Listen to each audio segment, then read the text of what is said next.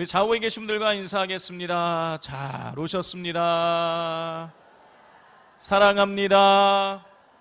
축복합니다. 선포하겠습니다. 예수님이 부활하셨습니다. 살아계셔서 당신과 함께하고 계십니다. 예수님과 동행합시다. 할렐루야.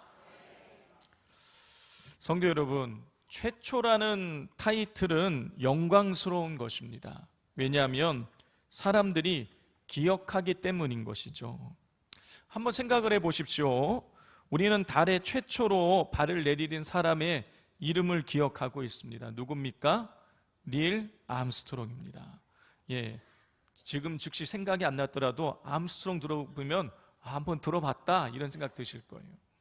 자, 그런데 이 두 번째로 발을 달에 내디딘 사람의 이름은 우리가 잘 모릅니다.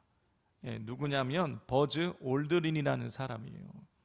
여러분, 닐 암스트롱과 버즈 올드린은 아폴로 11호를 함께 타고 달에 갔습니다. 그런데 닐 암스트롱이 먼저 내린 거예요. 먼저 내렸기 때문에 그의 이름이 최초로 발을 달에 내디뎠기 때문에 그의 이름이 지금까지 회자되고 우리의 기억 속에 남아있게 되는 것이죠. 여러분, 이처럼 최초로 무언가를 해낸다는 것은 아주 영광스러운 일인 것입니다. 자, 그렇기에 사람들은요, 최초라는 타이틀을 얻기 위해서 무지 노력을 많이 합니다. 치열한 경쟁을 해요. 여러분, 이것은 과거에도 마찬가지였습니다.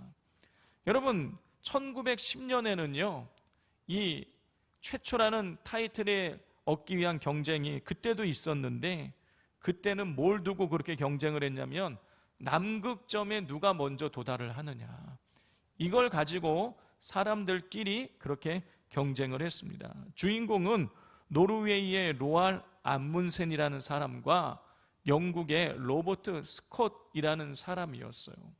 여러분, 그 당시에 이 노르웨이는 이 영국의 식민지는 아니었는데 굉장히 많은 간섭을 받고 있었습니다.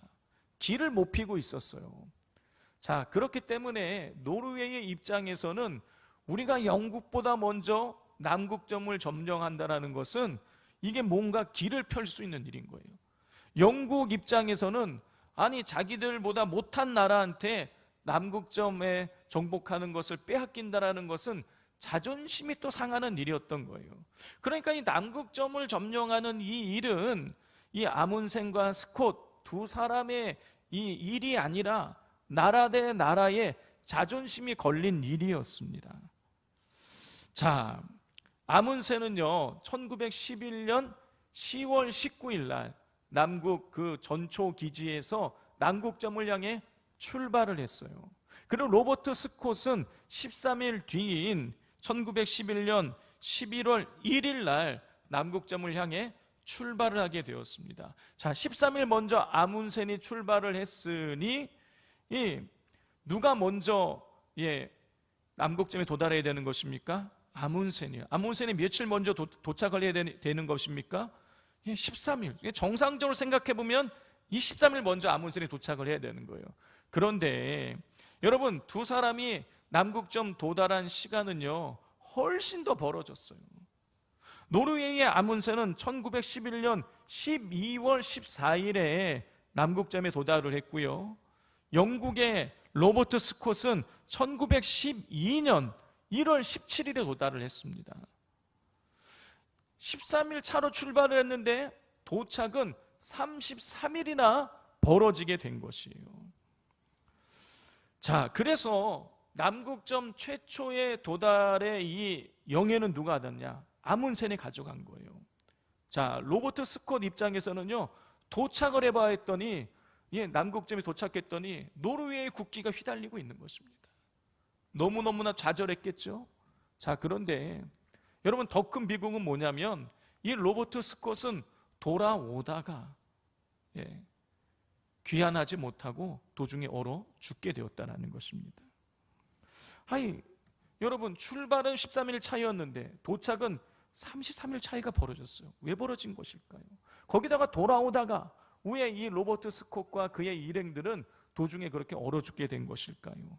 여러 가지 이유가 있지만 가장 큰 이유는 행군과 심의 리듬의 문제였습니다. 남극점에 먼저 도달한 아문센은요, 날씨에 상관없이 매일 20마일씩을 전진했어요. 아문센은 날씨가 좋아도 20마일만 갔고요, 날씨가 나빠도 20마일을 갔어요. 그렇게 매일매일 20마일씩을 가고 그 다음에 어떻게 했느냐, 나머지 시간들은 반드시 행군을 멈추고 텐트에 머물러 쉼을 가졌습니다.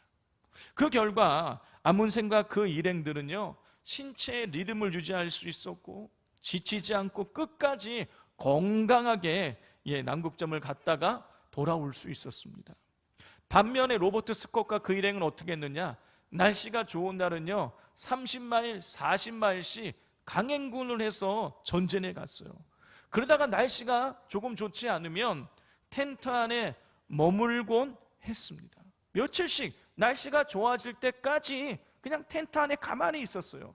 이러다 보니까 신체의 리듬이 떨어지고 그리고 체력이 떨어져서 결과적으로 13일 차가 33일 차로 벌어지게 되었고, 그리고 돌아올 때는 건강을 잃고 결국 얼어 죽게 되었던 것입니다. 성도 여러분, 일을 하는 것도 중요하지만 그 이상으로 일을 멈추고 머물러 쉼을 갖는 것도 중요한 것입니다.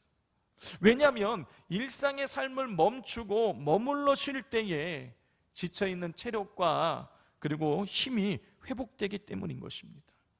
여러분, 마찬가지로 우리의 영이 하나님 앞에 머물러 있을 때 회복의 은혜를 누릴 수가 있는 것입니다.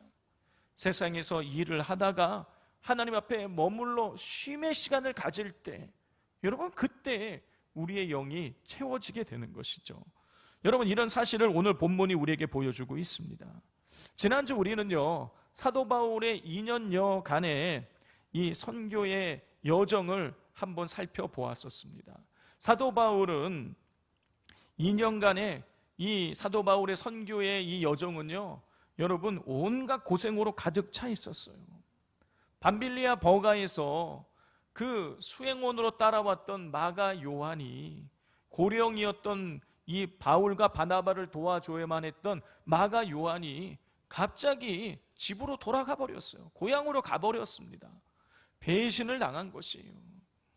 그리고 나서는 밤빌리아 버가에서 복음을 전하려고 했는데 그 지역에 전염병이 창궐하고 있어서 복음을 전할 수가 없었습니다. 그래서 계획에도 없이 거대한 타우루스 산맥을 160km 이상을 산맥을 주파하는 고통을 겪어야만 했습니다. 그리고 힘들게 도착했던 비시디의 안디옥에서는요, 박해받고 쫓겨났어요.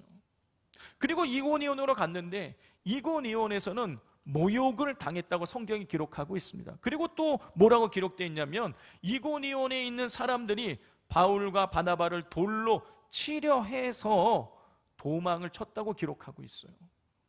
자, 이고니온에서 도망쳐서 루스드라로 갔습니다. 근데 루스드라에서 어떤 일이 있었어요?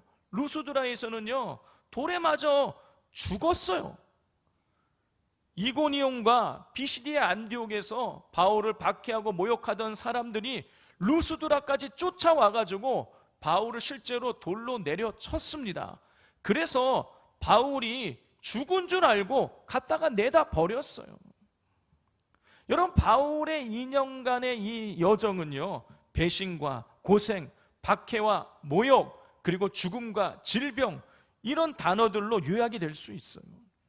이렇게 실패의 연속이었던 선교였음에도 불구하고 바울과 바나바는 출발했던 안디옥 교회로 돌아와서 하나님께서 자신들을 통해서 행하신 모든 일과 그리고 이방인들에게 믿음의 문을 열어주신 것에 대해서 보고를 했어요.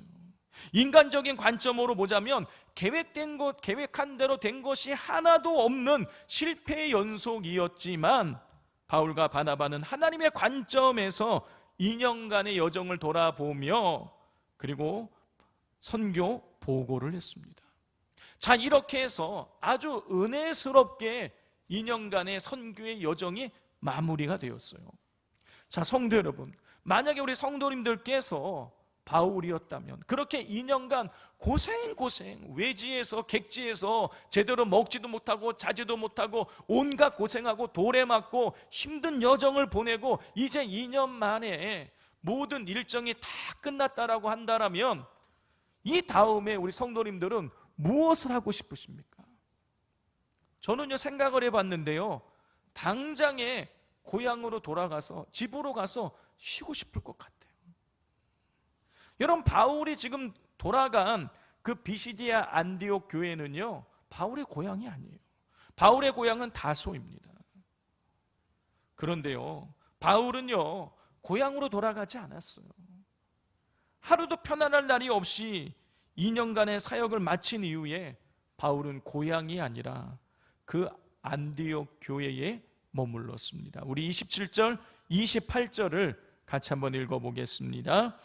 그들이 이르러 교회를 모아 하나님이 함께 행하신 모든 일과 이방인들에게 믿음의 문을 여신 것을 보고하고 제자들과 함께 오래 있으니라. 바울은 선교 보고를 한 뒤에 제자들과 함께 오래 있었습니다. 여러분, 제자들과 함께 오래 있으니라. 여러분, 이 원문의 원래 의미는 뭐냐면 제자들과 함께 적지 않은 시간을 보냈다라는 그런 뜻인 거예요. 여러분, 바울과 바나바가 제자들과 함께 적지 않은 시간을 함께 했다라는 것은요, 두 가지 의미를 가지고 있습니다. 첫 번째는요, 안디옥 교회 성도들과 함께 오래 있었다라는 뜻인 거예요. 성도 여러분, 서로 같은 마음을 품고 마음을 진심으로 나누고 격려하고 위로해 줄 수 있는 사람들과 함께 할 때에 여러분, 놀라운 일이 일어납니다. 치유가 일어나고 회복이 일어나요. 여러분, 이것이 함께함의 능력인 것입니다. 우리 함께함의 능력을 경험해 보신 적이 있으십니까? 미국 텍사스주 오스틴이라는 곳에 수천 명의 노숙자가 있었습니다. 그들은 각종 질병과 중독과 외로움 속에서 사회에 철저히 소외된 채 살아가고 있었어요. 그 수천 명의 노숙자 중에서 데이비드 루스라는 노숙자가 한 명 있었습니다. 그는 알코올 중독자였고, 그리고 정신질환을 앓고 있었고, 극심한 우울증으로 인해서 몇 번이나 자살 시도를 했던 사람이었어요. 병원에서도 그의 치료를 포기했고, 가족들은 그 관계를 끊어버렸고, 그는 살아갈 이유를 찾지 못하고 있었어요.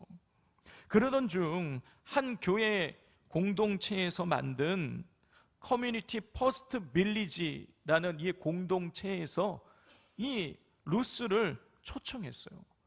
커뮤니티 퍼스트 빌리지, 해석을 해보자면 공동체 우선 마을이에요. 여러분, 이곳은요, 단순히 노숙인들에게 숙식을 제공하는 곳이 아니에요. 그건 너무 당연한 일이고, 노숙인들 한 명 한 명의 이름을 불러주고 친구가 되어주고 같이 일을 하고 같이 밥을 먹고 같이 예배드리는 공동체였어요. 이 공동체에서 이 데이비드가 왔을 때에 열렬히 환영해 주었고요, 그를 끌어안아주고 그의 아픔을 들어주고 그를 하나의 인격체로 존중을 해 주었습니다. 그러자 데이비드가 서서히 변하기 시작했어요. 어느 순간 그는 술을 끊게 되었고요, 정원을 돌보게 되었고요, 또 요리 봉사에 참여하기 시작했습니다. 그리고 사람들이 자신에게 다가올 때에 그는 웃을 수 있게 되었어요. 지금 그는 노숙인들을 돌보는 그 공동체의 스텝으로 일하면서 새로운 삶을 살아가고 있습니다. 데이비드가 한 인터뷰에서 이런 말을 했습니다. 그곳에서 내가 사랑을 받고 있다는 걸 처음 느꼈습니다. 내 이름을 기억해 주는 사람들이 생겼을 때 난 다시 살게 되었습니다.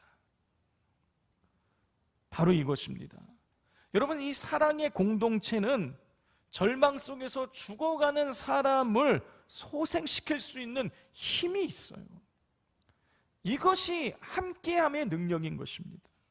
성도 여러분, 바울은 1차 선교 여행을 통해서 씻을 수 없는 상처와 아픔을 겪었습니다. 배신을 당했고, 박해를 당하고, 모욕을 당하고, 쫓겨다니는 상처를 받았습니다.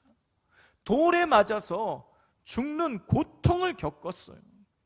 여러분, 이 죽음의 트라우마, 이 상처, 이 아픔, 괴로움은 여러분 개인의 힘으로 씻어낼 수 없는 일이었습니다. 그런데 훗날 바울의 고백을 보면 바울이 이 모든 상처와 아픔으로부터 회복되었다라는 것을 알 수가 있어요. 그걸 가장 잘 보여주는 것이 고린도후서 11장입니다. 여러분, 고린도후서 11장을 보면 바울이 여러 사람들이 육신의 일을 자랑을 하는데 자기도 좀 자랑을 하겠다고 하면서 이런 자랑을 합니다. 고린도후서 11장 23절과 26절입니다. 그들이 그리스도의 일꾼이냐 정신없는 말을 하거니와 나는 더욱 그러하도다. 내가 수고를 넘치도록 하고 옥에 갇히기도 더 많이 하고 매도 수없이 맞고 여러 번 죽을 뻔하였으니. 26절입니다. 여러 번 여행하면서 강의 위험과 강도의 위험과 동족의 위험과 이방인의 위험과 시내의 위험과 광야의 위험과 바다의 위험과 거짓 형제 중의 위험을 당하고. 여러분, 바울은요, 내가 이런 고생을 했다고 하면서 지금 눈물을 질질 짜며 이런 고백을 하고 있는 게 아니에요. 나도 좀 자랑을 하겠다 그러면서 지금 자랑하는데 뭘 자랑하고 있는 것입니까? 자기의 혈통과 집안이나 학벌을 자랑하고 있는 게 아니에요. 바울은 자신이 옥에 갇히고 매 맞고 죽을 뻔한 일을 자랑하고 있어요. 선교 여행을 하면서 동적인 유대인과 이방인에게 위협당한 일을 자랑하고 있습니다. 여러분, 이런 일들을 바울이 자랑하고 있다는 것은 뭘 의미하는 것입니까?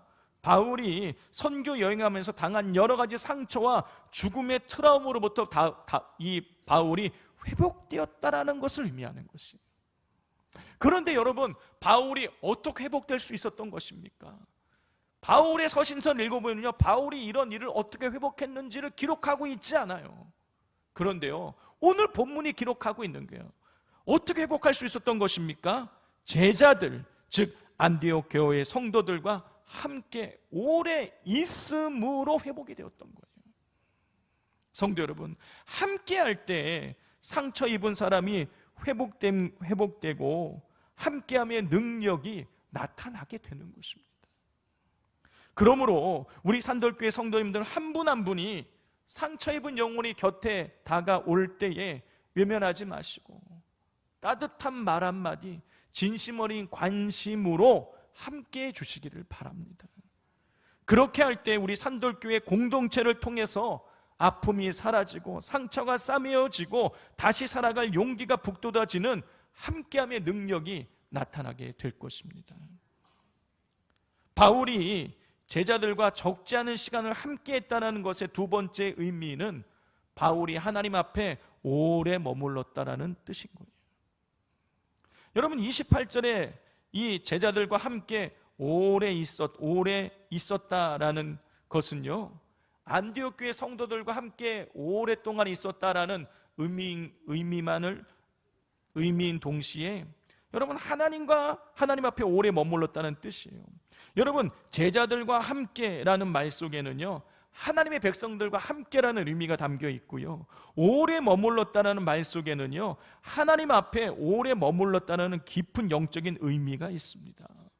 여러분, 왜냐하면 초대교회의 제자 공동체는 기도하는 공동체였고 말씀을 나눈 공동체였고 성령의 임재 속에 살아가는 공동체였기 때문인 것이에요.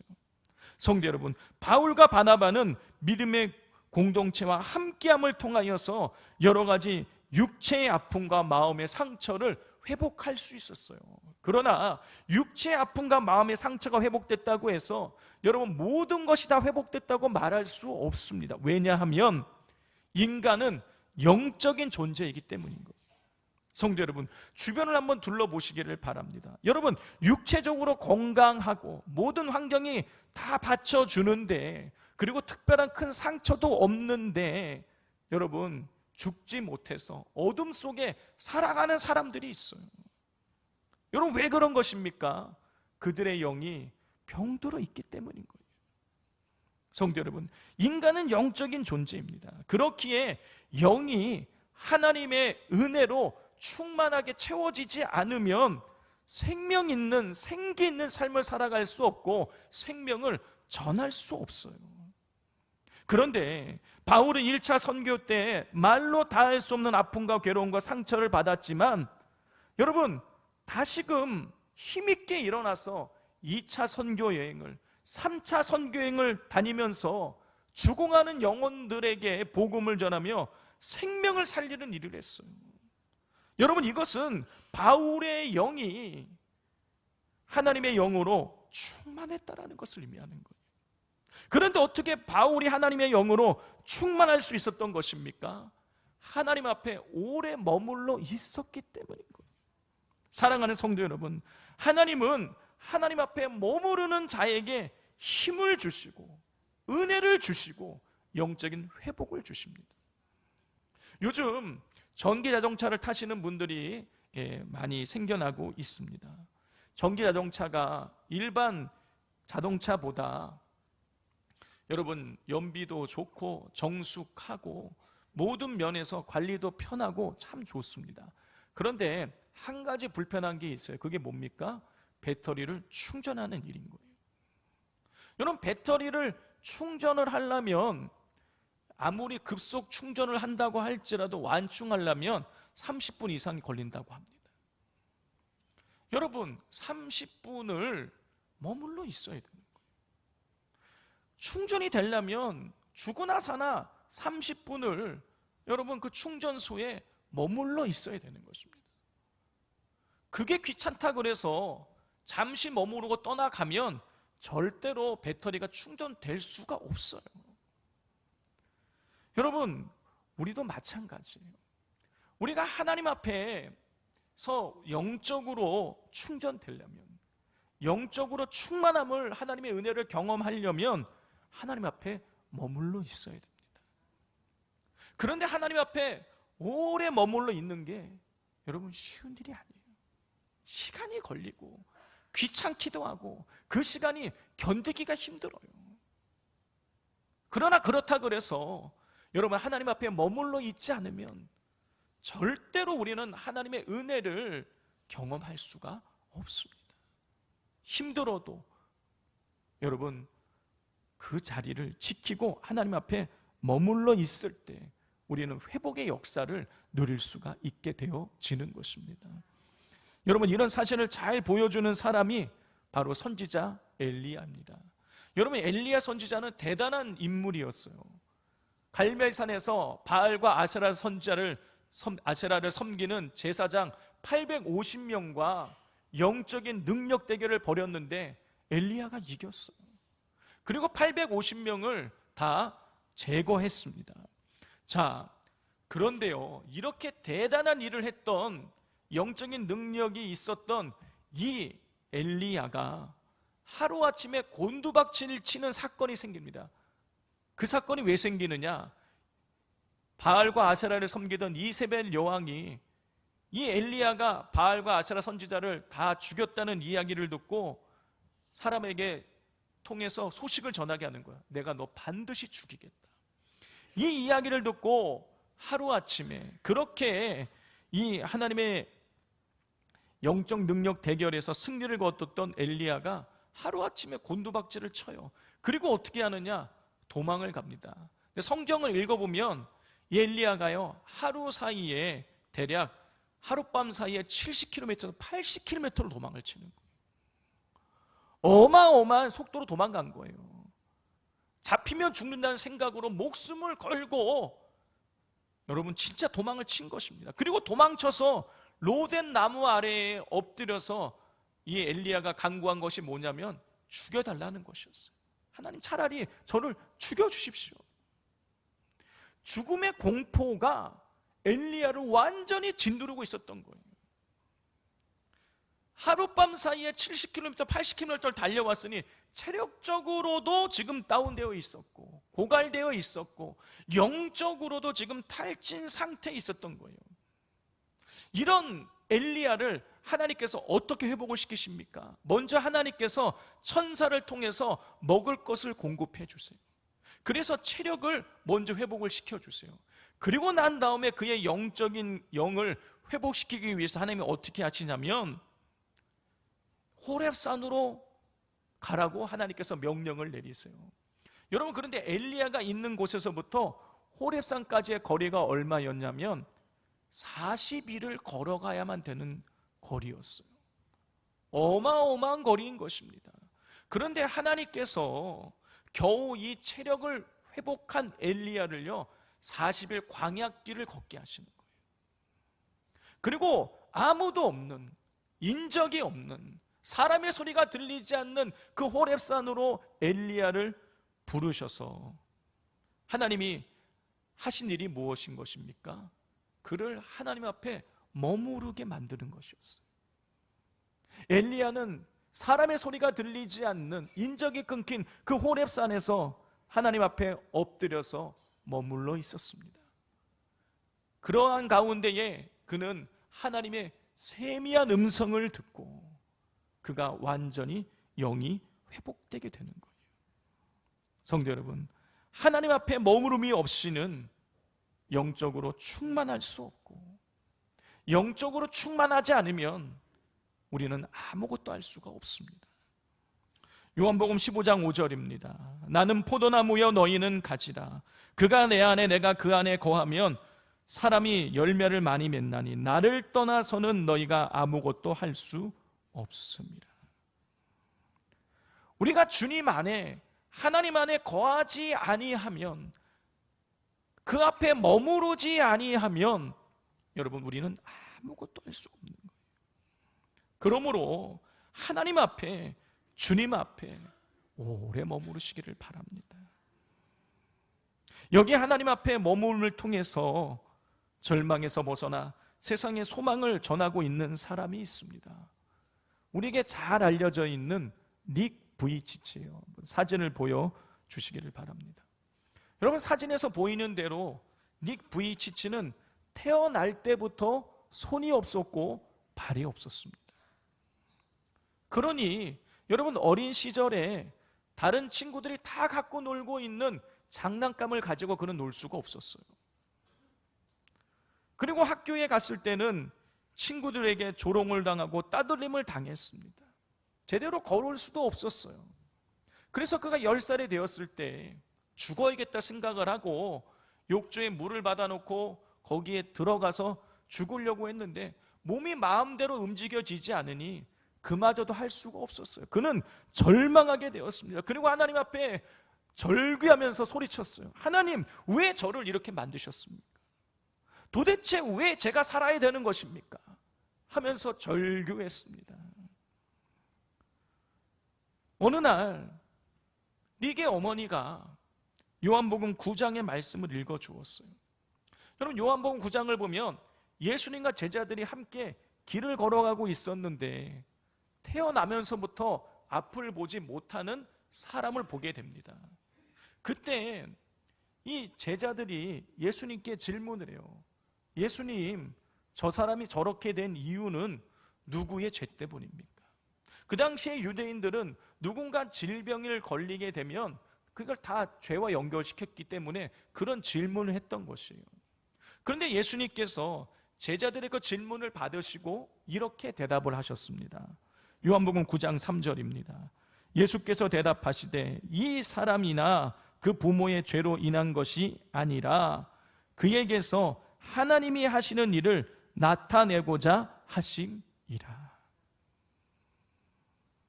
예수님께서는요, 태어나면서부터 앞을 보지 못하는 그 사람이 누구의 죄 때문에 그렇게 된 것이 아니라 하나님의 하시는 일을 나타내고자 하기 위해서라고 말씀해 주셨어요. 자, 이 말씀을 어머니가 읽어 주었을 때에 닉은요, 자신이 태어날 때부터 팔과 다리가 없는 것이 누구의 죄 때문이나 하나님이 실수해서가 아니라 자기를 통해서 하나님의 영광을 나타내기 위함이라는 것을 그가 깨닫게 된 거예요. 그리고 그때부터 닉은 하나님 앞에 머물길 힘썼습니다. 그는 하나님 앞에 머물면서 자신의 삶의 목적을 묻고 기도하며 하나님의 말씀에 귀를 기울였어요. 그러던 어느 날, 닉이 하나님 앞에 머물러 있는 어느 날 하나님이 닉에게 이렇게 말씀하셨다고 합니다. 네 모습 그대로 나의 도구가 될 수 있다. 닉은 하나님의 말씀을 통해서 인생의 비전을 발견하고 지금 전 세계를 다니며 절망 가운데 있는 사람에게 하나님의 소망과 기쁨을 증거하는 삶을 살아가고 있습니다. 성도 여러분, 하나님 앞에 머무를 때 우리는 절망에서 일어설 수 있고, 하나님 앞에 머무를 때 인생의 비전을 발견할 수 있습니다. 하나님 앞에 머무를 때 우리는 하나님의 도구로, 은혜의 통로로 쓰임 받을 수 있습니다.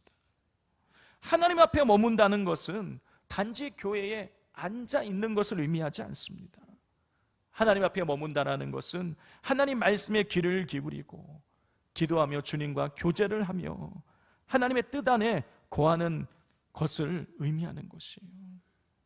우리가 주님 앞에 머물 때 여러분, 우리의 상처가 회복되고 흐트러진 삶의 방향이 정돈되고 우리를 향하신 하나님의 비전을 발견할 수 있습니다.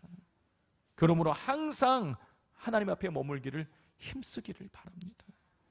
그럴 때 하나님의 생명의 역사가 우리 한 사람 한 사람을 통해서 나타나게 될 것입니다. 기도하겠습니다. 하나님 아버지, 오늘 말씀을 통하여서 하나님 앞에 머무르는 자에게 회복을 주시고 하나님 앞에 머무르는 자를 은혜로 충만하게 하시며 하나님 앞에 머무르는 자를 통하여서 하나님의 놀라운 역사를 이루심을 깨닫게 됩니다. 그러므로 지치고 낙심하고 상처 입어 힘에 겨워할 때에 우리가 사람을 찾아가는 것이 아니라 하나님 앞에 머물기를 힘쓰게 하여 주셔서 온전한 회복을 이루게 하시고 하나님의 영광을 드러내는 삶을 살아가게 도와 주시옵소서.